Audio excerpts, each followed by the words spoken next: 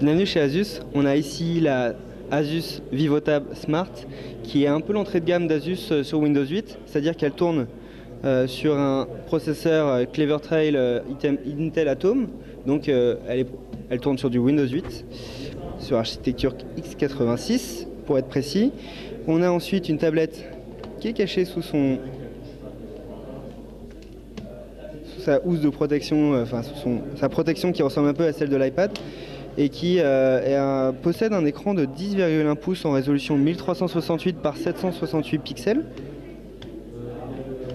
Le tout est dans un châssis en plastique qui est blanc et noir, donc on voit, tout ça est en plastique. Le poids est de 580 grammes, tandis que l'épaisseur est de 9,7 mm.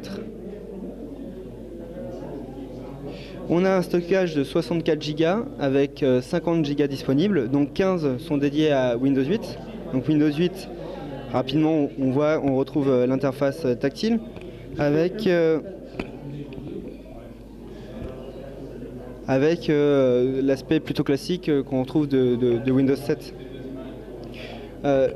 La petite subtilité de cette tablette est de pouvoir se connecter comme ça, pour la protéger dans le sac. Et si on veut l'utiliser en mode dans le TGV, on va dire,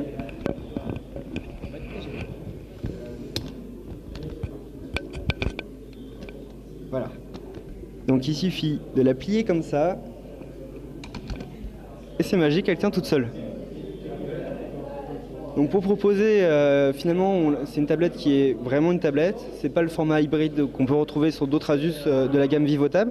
Et pour retrouver ce format un peu hybride, Asus a rajouté un petit clavier qui est autonome. Donc ce clavier est en option, il ne sera pas vendu avec la tablette. Et il communique par Bluetooth avec la tablette. Et donc quand on met les deux comme ça, on se retrouve finalement avec un petit netbook. Le produit, donc, comme je vous avais dit, c'est l'entrée de gamme. Pour rappel, c'est l'Asus VivoTab Smart.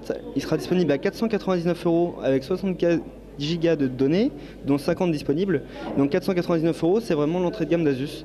Avec une tablette sous Windows 8, contrairement aux tablettes qui sont dans cet ordre de prix qui tournent sur Windows RT.